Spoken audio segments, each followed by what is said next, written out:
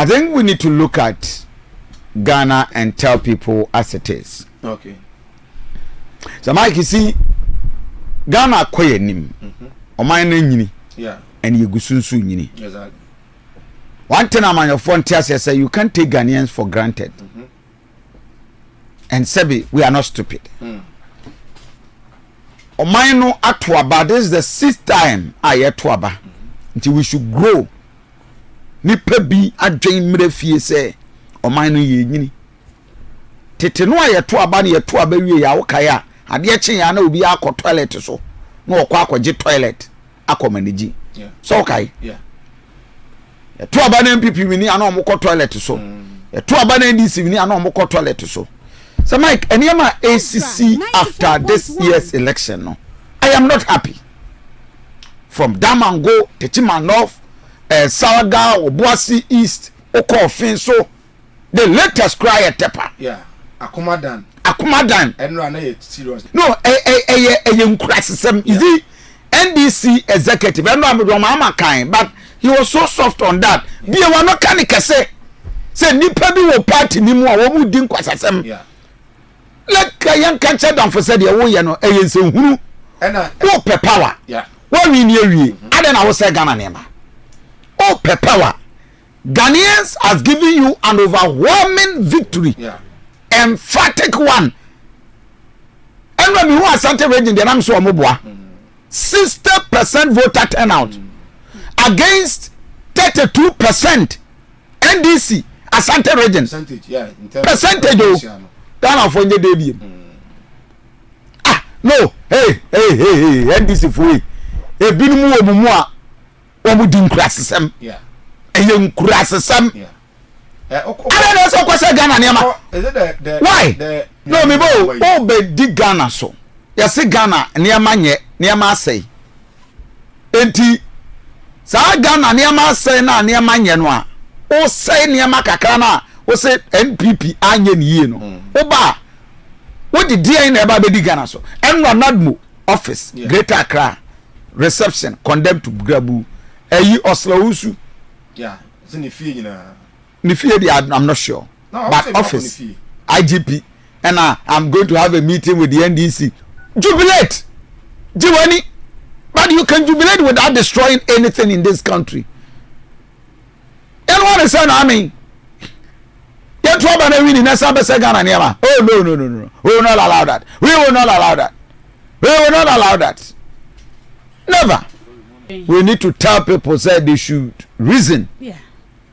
Journey a hand time ni subi ana ehia ena MPP 4 bi no mbufu ya omo say aba no kra ye nkonkoto. And indeed omo ankonkoto. NDC enya the biggest opportunity to do their own good. It is akwanya wo. Now you want to appeal to the people of Ghana.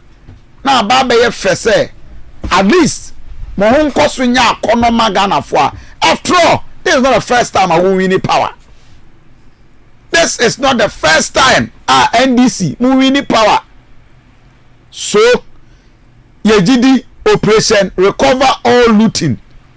Yatamachi say enokre so obi awia Ghana sika monyemra. But you don't approach it in this way.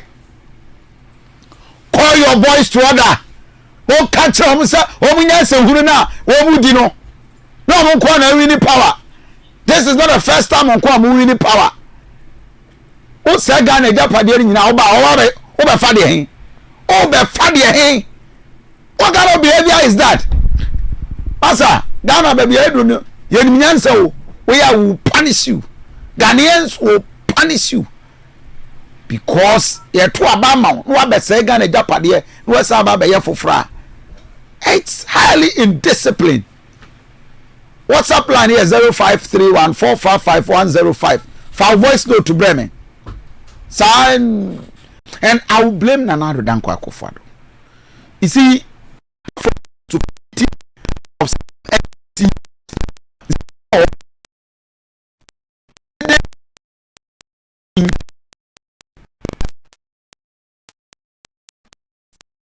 as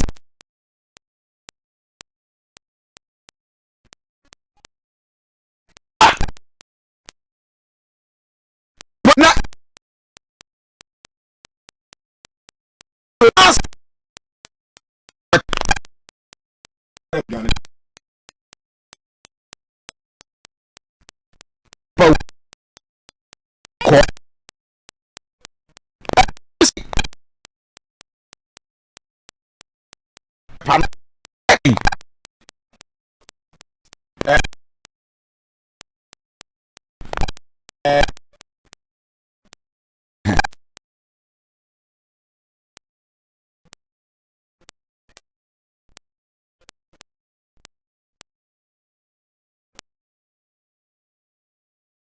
meantime, I'm what upon you say, NDC. I demand Prempe, what you suit.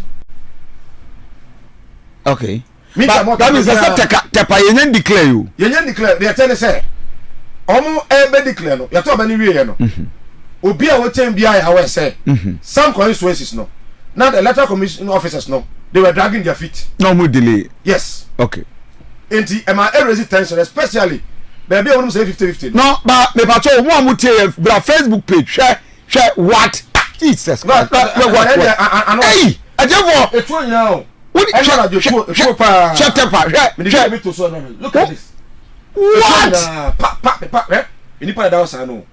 It's one now. One more share EZRA TV. EZRA Facebook page. What do you bra? Facebook page. 94.1 official. Bra, number share. I mean, me say Mike, what the young fast said, a bit say you na ajama prempe, na wolusu, yet yasiye, and yet a pankwa. The rate at which with impunity, some NDC youth, NDC who are Ghana, yanka, now, see, I know, okay, what's that Ghana, you know, about said I've for hospital now. Ye nyina say ebi ni ho no o kwasai school o kwasai hospital school bi ho say dey am koye college no ho o ma kwasai ho nyina ko twaja see the peace no fear anopa me ne police commander o hakasa okay o say they na o man forecast o ma hye tepaman hene o say no nobody even dare not obi antimi ko hwe toto hey yile Hey, what? Can you imagine? 94. What? Hey, oh, I wouldn't have this. Hey, let's see. Samai, I know shit. No, but you see, airtime. To me, Ghana for the ama NDC for yeah. Politics on. And your market and getting a ma who ye Ghana for you. Sure.